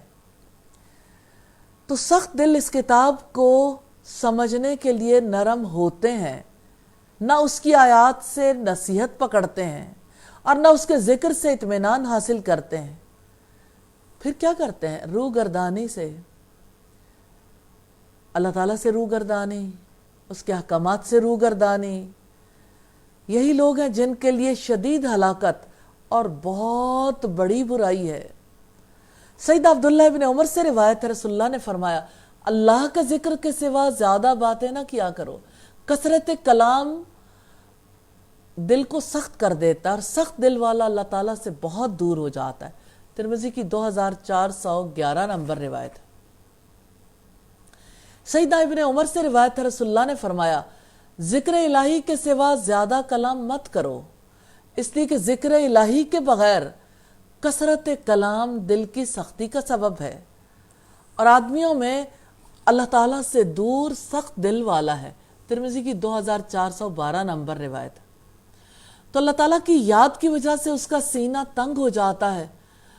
جس کو حق قبول کرنے کی توفیق نہ ملے، جس کو خیر کا راستہ اپنانے کی توفیق نہ ملے، جس کے پاس رب کا دیا ہوا علم نہ ہو، جو رب کے دیے ہوئے علم کو دل تک راستہ نہ دے، پھر دل تنگ ہو جاتا ہے، انسان گمراہ ہو جاتا ہے، تاریکیوں میں بھٹکتا ہے۔ اولئک فی ضلال مبین، یہی لوگ کھلی گمراہی میں ہیں۔ اس شخص سے بڑھ کر کون گمراہ ہے جس کا دل اللہ تعالیٰ کی کتاب کے بارے میں سخت ہو گیا ہو۔ مالک بن دینار نے کہا قساوت قلبی سے بڑھ کر کوئی سزا بندے کے لیے مقرر نہیں کی گئی، اور اللہ تعالیٰ کا غضب کسی قوم پر اسی وقت نازل ہوتا ہے جب ان کے دلوں سے نرمی ختم ہو جاتی ہے۔ یہ روایت تفسیر مظہری کی ہے۔ تو دو طرح کے لوگ کبھی برابر نہیں ہو سکتے، روشن دل اور پتھر دل۔ اولئک فی ضلال مبین، یہی لوگ کھلی گمراہی میں ہیں۔ اللہ تعالیٰ اس سے انسان کے شعور کو بیدار کرنے کی کوشش کرتے ہیں۔ تو اللہ تعالیٰ کے نور خیر لینے والوں کے مقابلے میں ضلال مبین، گمراہی کے اندھیروں میں رہنے کی خبر سے انسانی شعور کو بیدار کیا گیا کہ کیا روشنی میں رہنے والا فائدے میں ہے یا تاریکیوں میں بھٹکنے والا، راستہ گم کر دینے والا۔ یوں گمراہ ہونے والا اپنے حالات پر مطمئن نہیں رہتا، اور روشنی کے اثرات کو دیکھتے ہوئے روشنی کی خواہش کو دل کے اندر ابھرتا ہوا پاتا ہے۔ آیت نمبر 23 ہے اللہ نزل احسن الحدیث کتابا متشابہا مثانیہ تقشعر منہ جلود الذین یخشون ربهم ثم تلین جلودهم وقلوبهم الى ذکر اللہ ذالک ھدی اللہ یہدی بہ من یشاء ومن یضلل اللہ فما لہ من ہاد۔ اللہ تعالیٰ نے بہترین کلام نازل کیا ہے، ایسی کتاب جو آپس میں ملتی جلتی ہے، جو بار بار دہرائی جانے والی ہے، اس سے ان کے رونگٹے کھڑے ہو جاتے ہیں، جو اپنے رب سے ڈرتے ہیں، پھر ان کی کھالیں اور ان کے دل اللہ تعالیٰ کی یاد کی طرف نرم ہو جاتے ہیں۔ یہ اللہ تعالیٰ کی ہدایت ہے، اس سے وہ جس کو چاہتا ہے ہدایت دیتا ہے، اور جسے وہ گمراہ کر دیتا ہے تو اس کے لیے کوئی ہدایت دینے والا نہیں۔ اللہ تعالیٰ نے بہترین کلام اتارا ہے، اللہ نزل احسن الحدیث، اللہ تعالیٰ نے بہترین کلام احسن الحدیث یعنی قرآن مجید اتارا ہے۔ سیدنا جابر بن عبداللہ بیان کرتے ہیں رسول اللہ نے فرمایا بے شک بہترین کلام اللہ تعالیٰ کی کتاب ہے، مسلم کی 2005 نمبر روایت ہے۔ تو قرآن بہترین کلام ہے اس لحاظ سے کہ اس کی آیات ٹھوس حقائق پر مبنی ہے، اس کا انداز اور اس کا بیان دل نشیں ہے، دلائل عام فہم ہے، دیہاتی بھی اس سے فائدہ اٹھاتا ہے، جید عالم بھی، اور اس کے احکام اور فرامین دنیا میں بہترین زندگی کا راستہ بتاتے ہیں۔ اس کے احکامات محض نظریاتی نہیں ہیں، سب قابل عمل ہیں، اگر ان پر عمل کیا جائے تو اخروی فلاح کے ضامن ہے۔ کتابا متشابہا، ایسی کتاب جو آپس میں ملتی جلتی ہے، آیت سے آیت، حرف سے حرف مشابہ ہے، حسن تعلیف ہے، ہر لحاظ سے عدم اختلاف کے اعتبار سے اس کے تمام اجزاء ایک دوسرے سے مشابہت رکھتے ہیں۔ کوئی غور کرے تو اس میں ایسی مہارت اور اس کے معنی میں اتنی گہرائی نظر آئے گی جو دیکھنے والوں کو حیران کر دیتی ہے، اسے یقین آ جاتا ہے کہ یہ بے عیب کلام حکمت اور علم والی ہستی کے سوا کسی سے صادر نہیں ہو سکتا۔ اس مقام پر متشابہ سے یہی مراد ہے، ہن ام الکتاب و اخر متشابہات، وہی کتاب کی اصل ہے اور کچھ دوسرے معنوں میں ملتی جلتی ہیں۔ تو جن کے دلوں میں کجی ہے وہ ایسی آیات کے پیچھے لگ جاتے ہیں جو کئی معنوں میں ملتی جلتی ہیں۔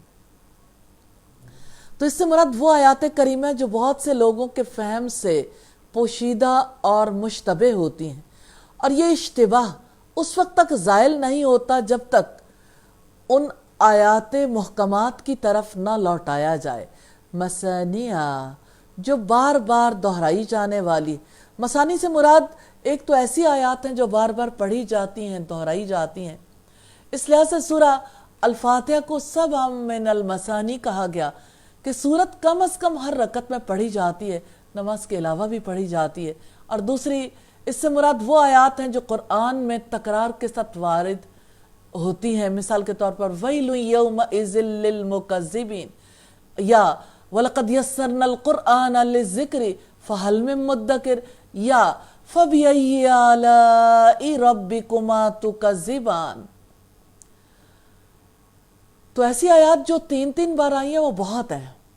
اور تیسری مراد پچھلی قوموں کے انجام سے خبردار کرنے والی آیات یا انبیاء کے واقعات ہیں جو بار بار آئے ہیں۔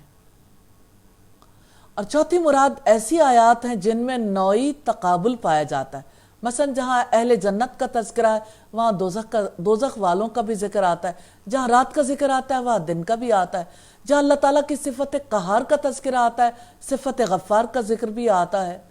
تو قرآن مجید ذہن نشیں کرنے کے لیے ایک ہی مضمون کو بار بار دہراتا ہے تاکہ لوگ اچھے طریقے سے سمجھ لیں۔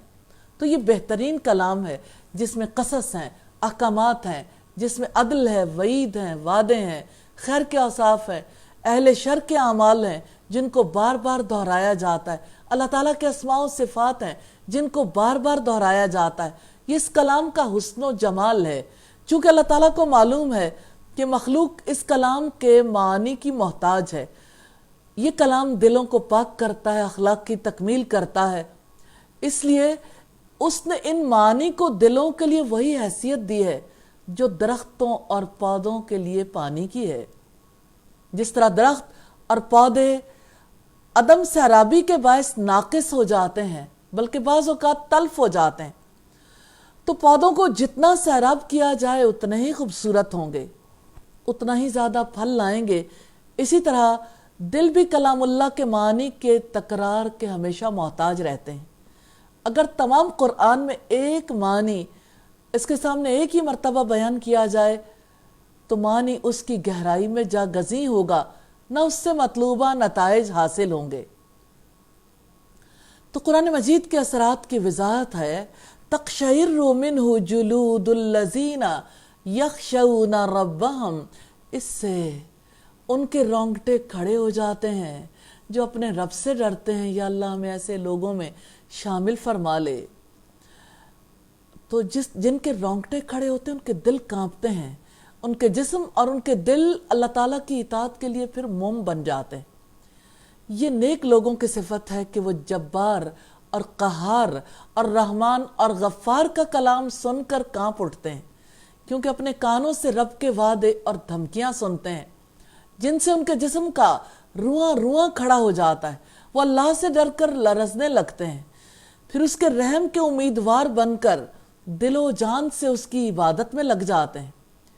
تو ان کے اندر بے قرار کر دینے والا خوف اور ڈر ہے۔ سیدنا عبداللہ ابن عباس سے روایت ہے، رسول اللہ نے فرمایا، جس بندے کے بدن پر اللہ کے خوف سے بال کھڑے ہو جائیں اللہ تعالیٰ اس کے بدن پر آگ کو حرم کر دیتے ہیں۔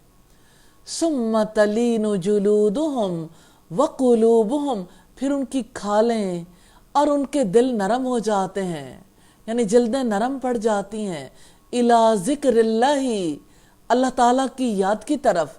اللہ تعالیٰ کے ذکر کرنے والوں کے لیے اللہ کا وعدہ ہے، اہل ایمان اور اہل تقوی کے لیے جنت اور اس کی ساری نعمتیں ہیں۔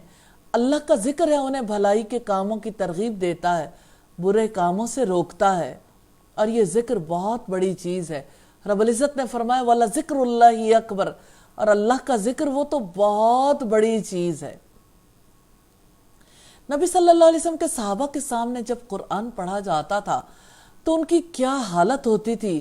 سیدہ اسماء نے فرمایا ان کی حالت وہی ہوتی تھی جیسے اللہ تعالیٰ نے بیان فرمائی، آنکھوں سے آنسو بہنے لگتے، بدن کے رونگٹے کھڑے ہو جاتے تھے۔ میں نے کہا کچھ لوگ ایسے ہیں جب قرآن ان کے سامنے پڑھا جاتا وہ بے ہوش ہو کر گر پڑتے ہیں۔ سیدہ اسماء نے جواب میں کہا میں شیطان مردود سے اللہ تعالیٰ کی پناہ مانگتی ہوں، یعنی یہ حرکت شیطان مردود کی ہے۔ بغوی کا بیان ہے کہ ایک عراقی شخص گر پڑا تھا، سیدنا ابن عمر کا ادھر سے گزر ہوا، دریافت کیا اس کی کیا حالت ہے۔ لوگوں نے کہا اس شخص کے سامنے جب قرآن پڑھا جاتا ہے یہ اللہ کا ذکر سنتا ہے بے ہوش ہو کر گر جاتا ہے۔ سیدنا ابن عمر نے فرمایا ہم بھی اللہ سے ڈرتے ہیں لیکن بے ہوش ہو کر نہیں گرتے۔ آپ نے یہ بھی فرمایا شیطان بعض لوگوں کے اندر گھس جاتا ہے، بے ہوش کر کے گرا دیتا۔ رسول اللہ کے صحابہ ایسا نہیں کرتے تھے، یہ ان کا فعل نہیں تھا، یہ تفسیر مظہری کی روایت ہے۔ ابن سیرین کے سامنے ذکر کیا گیا کہ کچھ لوگ قرآن سن کر بے ہوش ہو جاتے ہیں۔ فرمایا ایسے آدمی کو کسی چھت کے کنارے پر نیچے کو پاؤں لٹکا کر بٹھایا جائے پھر قرآن پڑھا جائے، اگر وہ قرآن سن کر بے ہوش ہو کر نیچے گر پڑے تو سمجھ لو سچا ہے، ورنہ جھوٹا اور مکار ہے۔ سچا تو شاید ثابت ہو جائے، ایسا شخص جو واقعی بے ہوش ہو جاتا ہے، لیکن جان پتہ نہیں بچے کہ نہ بچے۔ تو تاثیر قرآن دراصل اللہ تعالیٰ کی ہدایت ہے۔ ذَلِكَ هُدَى اللَّهِ، یہ اللہ تعالیٰ کی ہدایت ہے، یہ قرآن کی تاثیر، یہ اللہ ہمیں یہ تاثیر نصیب کر دے، یہ اللہ کے فضل اور اس کے احسان میں سے يَهْدِ بِهِ مَن يَشَاءُ، اس سے وہ جس کو چاہتا ہے ہدایت دیتا ہے تاثیر قرآن کے ذریعے سے، جیسا کہ فرمایا يَهْدِ بِهِ اللَّهُ من اتبع رضوانہ سبل السلام، اس کے ذریعے اللہ تعالیٰ اس کو سلامتی کے راستے کی ہدایت دیتا ہے جو اس کی رضا کے پیچھے چلا۔ وَمَن يُضْلِلِ اللَّهُ فَمَا لَهُ مِنْ ہَادٍ، اور جسے وہ گمراہ کر دیتا ہے تو اس کے لیے کوئی ہدایت دینے والا نہیں۔ یعنی اللہ تعالیٰ کی توفیق کے سوا کوئی راستہ نہیں جو اللہ تعالیٰ تک پہنچاتا ہو۔ تو کتاب اللہ پر توجہ مرکوز کرنے کی توفیق بھی اسی کو ملتی ہے۔ اگر اللہ تعالیٰ کی توفیق نصیب نہ ہو تو راہ راست پر چلنے کا کوئی طریقہ نہیں، گمراہی ہے اور رسوا کن بدبختی کے سوا کچھ اور نہیں ہے۔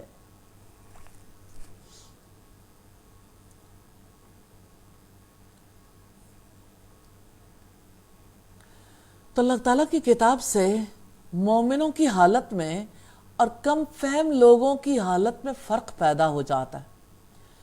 اگر مومنوں کا سماع قرآن دیکھیں تو ان کے دل اللہ کے خوف سے کانپ اٹھتے ہیں۔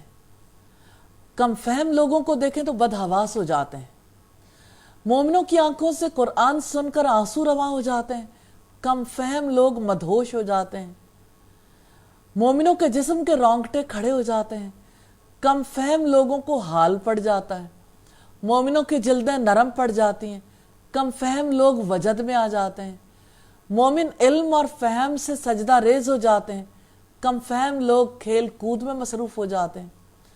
مومن سماع قرآن کے وقت ادب اور تواضع اختیار کرتے ہیں، ان کے دل اللہ تعالیٰ کی طرف جھک جاتے ہیں۔ کم فہم لوگ شور کرتے ہیں اور اہل ایمان کے علم و فہم میں اضافہ ہوتا ہے اور وہ رب کے قریب ہو جاتے ہیں، اور کم فہم لوگوں کے اندر شیطان داخل ہو جاتا ہے اور ان میں عقل اور ہوش باقی نہیں رہتی۔ آیت نمبر 24 ہے، أَفَمَن يَتَّقِي بِوَجْهِهِ سُوءَ الْعَذَابِ يَوْمَ الْقِيَامَةِ وَقِيلَ لِلظَّالِمِينَ ذُوقُوا مَا كُنتُمْ تَكْسِبُونَ۔ تو کیا وہ شخص جو اپنے چہرے کے ساتھ قیامت کے دن برے عذاب سے بچے گا وہ جنت والے کی طرح ہو سکتا ہے؟ اور ظالموں کے لیے کہہ دیا جائے گا کہ چکھو جو تم کمایا کرتے تھے۔ تو ظالم اور عادل برابر نہیں ہو سکتے۔ رب العزت نے کہا جو شخص اپنے چہرے کے ساتھ قیامت کے دن کے برے عذاب سے بچے گا وہ جنت والے کی طرح ہو سکتا ہے۔ یعنی قیامت کے دن اپنا چہرہ کون بچانا چاہتا ہے؟ جب عذاب میں کوئی مبتلا ہوتا ہے، آپ دیکھیں جیسے کسی پہلوان کو، ریسلر کو جب مارا جاتا ہے تو وہ اپنا چہرہ چھپاتا ہے۔ تو قیامت کے دن عذاب سے لوگ اپنے چہرے کو بچائیں گے، چھپائیں گے۔ شرمندہ کرنے کے لیے کہا جائے گا آج اپنی اپنی کمائیوں کے مزے لوٹو۔ وَقِيلَ لِلظَّالِمِينَ ذُوقُوا مَا كُنتُمْ تَكْسِبُونَ، اور ظالموں کے لیے کہہ دیا جائے گا کہ چکھو جو تم کمایا کرتے تھے۔ آج اپنی کمائی کے مزے لوٹو، اپنے اعمال کا مزہ چکھو۔ تو کیا یہ شخص جسے اللہ تعالیٰ نے عزت و تکریم کے گھر پہنچانے والے راستے پر گامزن ہونے کی توفیق دی ہے، اور وہ شخص برابر ہو سکتے ہیں جو گمراہی پر جمع ہوا ہو اور ہمیشہ کے لیے اناد میں ہو، یہاں تک کہ قیامت آ جائے یا عذاب اسے گھیر لے؟ ادنا سا عذاب بھی اس پر بڑا گہرا اثر کرتا ہے۔ وہ اپنے چہرے کو عذاب سے بچانے کی کوشش کرے گا لیکن اس کے ہاتھ اور پاؤں جکڑے ہوئے ہوں گے۔ سید انس بن مالک بیان کرتے ایک آدمی نے پوچھا اللہ کے نبی کافر کو قیامت کے دن اس کے چہرے کے بل کس طرح چلایا جائے گا؟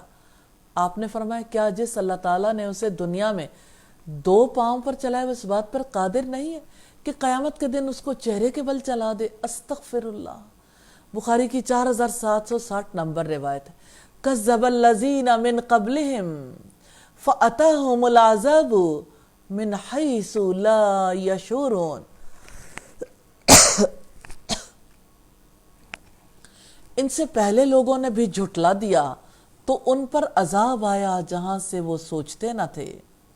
پہلے جھٹلانے والے لوگ بھی تباہ ہو گئے، یعنی اہل مکہ سے پہلے جن لوگوں نے جھٹلایا تھا، انبیاء کو نہیں مانا تھا، فَأَتَاهُمُ الْعَذَابُ مِنْ حَيْثُ لَا يَشْعُرُونَ، تو ان پر عذاب آیا جہاں سے وہ سوچتے نہ تھے۔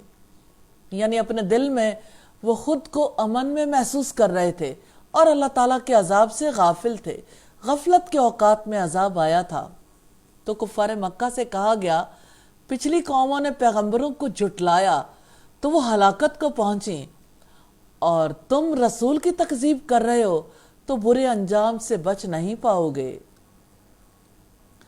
آیت نمبر 26 ہے فَأَذَاقَهُمُ اللَّهُ الْخِزْيَ فِي الْحَيَاةِ الدُّنْيَا وَالْعَذَابُ الْآخِرَةِ أَكْبَرُ لَوْ كَانُوا يَعْلَمُونَ۔ پس اللہ تعالیٰ نے انہیں دنیا کی زندگی میں رسوائی کا مزہ چکھایا، اور یقیناً آخرت کا عذاب زیادہ بڑا ہے، کاش وہ جانتے ہوتے۔ دنیا کی رسوائی اور آخرت کے عذاب کی وضاحت ہے۔ فَأَذَاقَهُمُ اللَّهُ، اللہ تعالیٰ نے انہیں مزہ چکھایا دنیا میں اپنے عذاب کے ذریعے، الخزی فی الحیات الدنیا، دنیا کی زندگی میں رسوائی کا، یعنی مسخ صورت کا، ذلت کا، اہانت کا، وہ اللہ کی مخلوق کے درمیان رسوا ہو کر رہ گئے۔ وَالْعَذَابُ الْآخِرَةِ أَكْبَرُ، اور یقیناً آخرت کا عذاب زیادہ بڑا ہے۔ جو ان جیسوں کے لیے تیار ہے وہ تو بہت بڑا ہے۔ لَوْ كَانُوا يَعْلَمُونَ، کاش وہ جانتے ہوتے، کاش انہیں سمجھ ہوتی تو وہ خاتم الانبیاء کو، قرآن کو، آخرت کو نہ جھٹلاتے، کفر نہ کرتے۔ سیدنا ابو الدرداء کی ایک حدیث ہے جس میں اللہ کے رسول نے فرمایا آخرت کے عذاب کا پورا حال اگر میں لوگوں کے سامنے بیان کروں تو لوگ گھر بار چھوڑ کر جنگل کو نکل جائیں، اور رات دن رونے کے سوا کوئی اور کام ان سے نہیں ہو سکے گا۔ آیت نمبر 27 ہے وَلَقَدْ ضَرَبْنَا لِلنَّاسِ فِي هَذَا الْقُرْآنِ مِنْ كُلِّ مَثَلٍ لَعَلَّهُمْ يَتَذَكَّرُونَ، اور بلا شبہ یقیناً ہم نے اس قرآن میں لوگوں کے لیے ہر قسم کی مثالیں بیان کی ہیں تاکہ وہ نصیحت حاصل کریں۔ شرک کی مثال ہے، اللہ تعالیٰ نے پچھلی قوموں میں ہر طرح کی پچھلی قوموں کی مثالیں دی ہیں، یعنی اچھے اور برے لوگوں کی مثالیں، توحید اور شرک کی مثالیں۔ تو جس کے سامنے مثال بیان کی جائے وہ حقائق اور حکمتوں کو سمجھ جاتا ہے۔ جیسا کہ فرمائے وَتِلْكَ الْأَمْثَالُ نَضْرِبُهَا لِلنَّاسِ، اور یہ مثالیں ہیں جو ہم لوگوں کے لیے بیان کرتے ہیں، اور انہیں علم رکھنے والوں کے سوا کوئی نہیں سمجھتا۔ آیت نمبر 28 ہے قُرْآنًا عَرَبِيًّا غَيْرَ ذِي عِوَجٍ لَعَلَّهُمْ يَتَّقُونَ، یہ عربی قرآن ہے جس میں کوئی ٹیڑھ نہیں تاکہ وہ بچ جائیں۔ قرآن فصیح ہے، اس میں کوئی الجھاؤ نہیں، آسان بھی ہے، واضح بھی ہے۔ رب العزت نے فرمایا اِنَّا أَنزَلْنَاهُ قُرْآنًا عَرَبِيًّا لَعَلَّكُمْ تَعْقِلُونَ، یقیناً ہم نے عربی قرآن بنا کر اسے نازل کیا ہے تاکہ تم سمجھو۔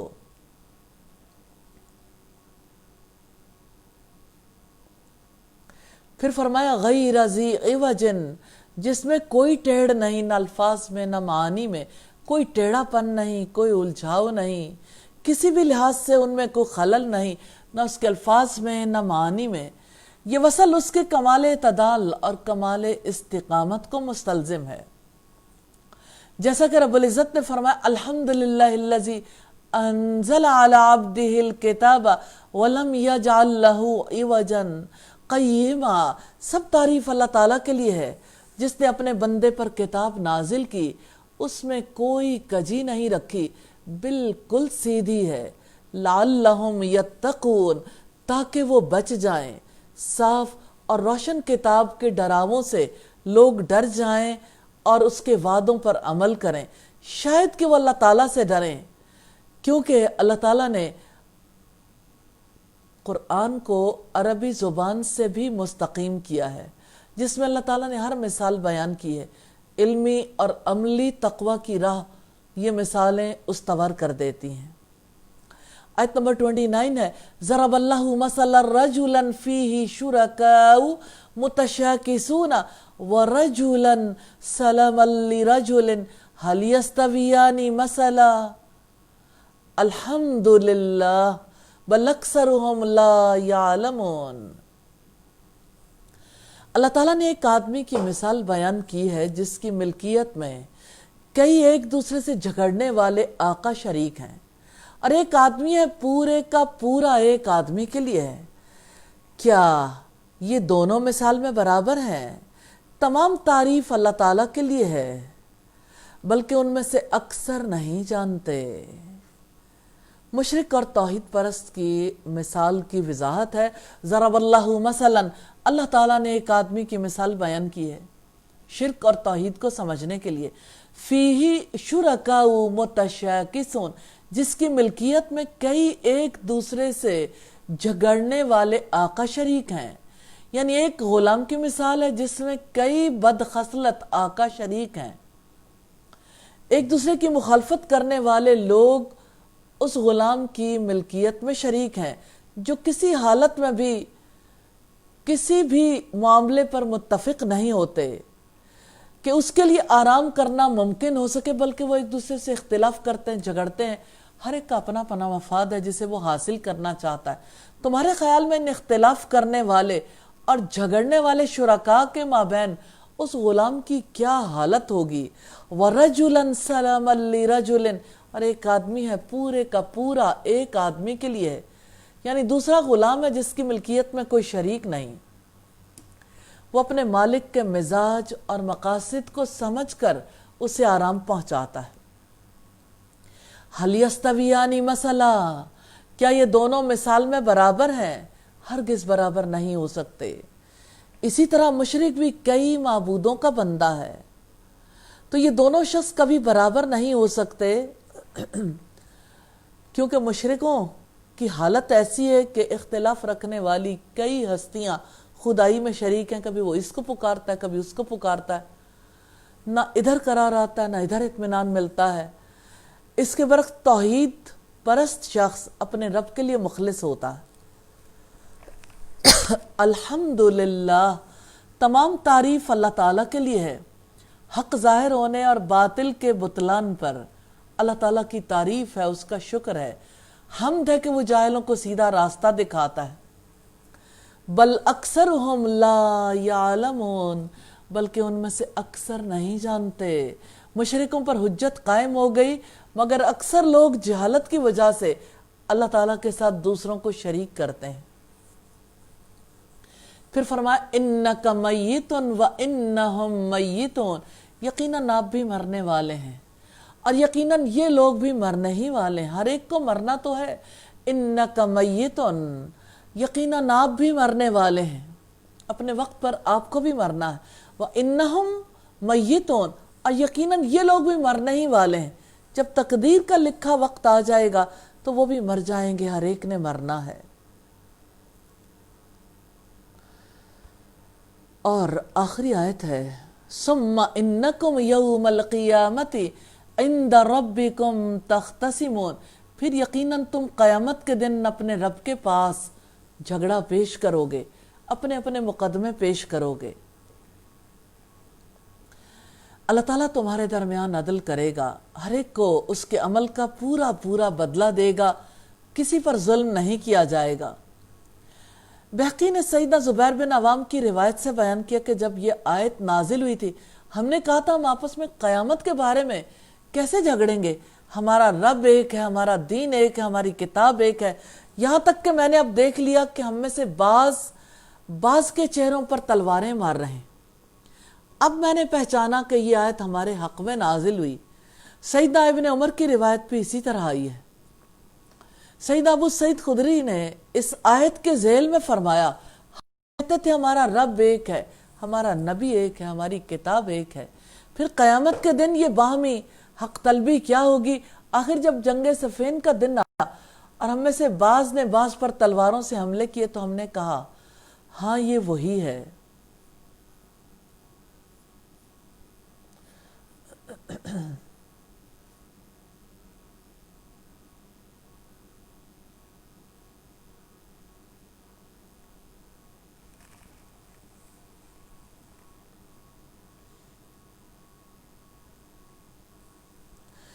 رکوع ایک نظر میں موضوع ہے کس کا سینہ اسلام کے لیے کھلتا ہے، اور اس رکوع کے 5 مین پوائنٹس ہیں۔ نمبر 1، برابر نہیں ہو سکتے۔ نمبر 2، اللہ تعالیٰ کا کلام۔ نمبر 3، جن لوگوں نے جھٹلا دیا۔ نمبر 4 اے نبی، اور نمبر 5 تعلق باللہ ہے جس کو دیکھیں گے اپنے جائزے میں۔ ہم کیا کریں؟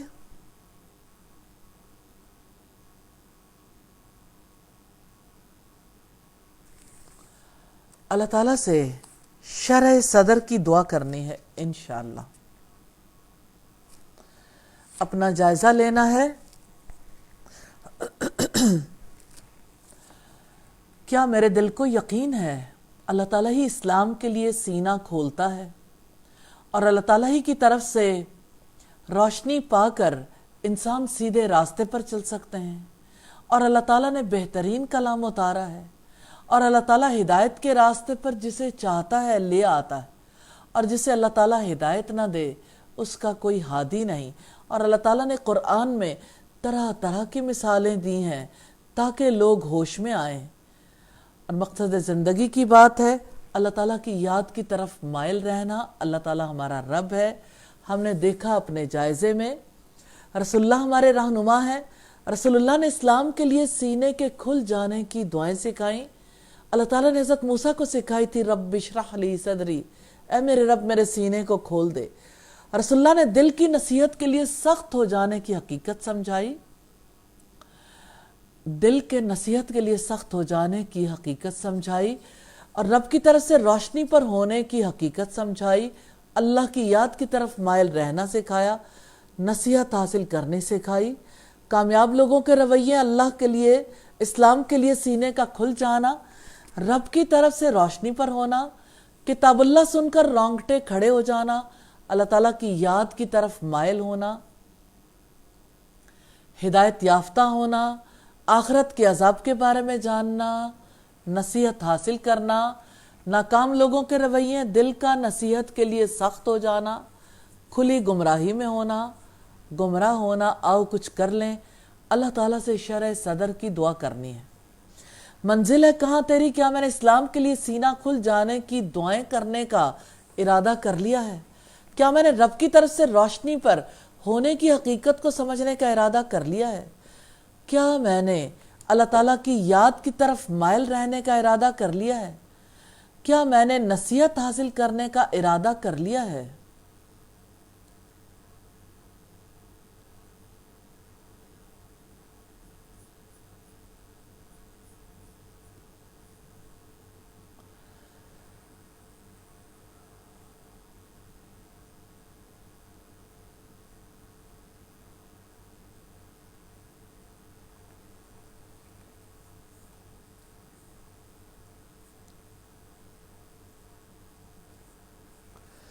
الحمدللہ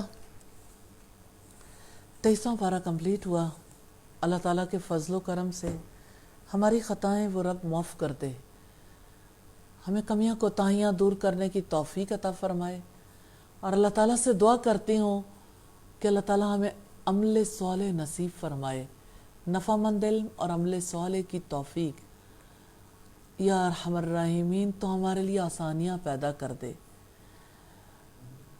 سبحانک اللہم و بحمدک، نشہد ان لا الہ الا انت، نستغفرک و نتوب الیک۔ السلام علیکم ورحمۃ اللہ وبرکاتہ۔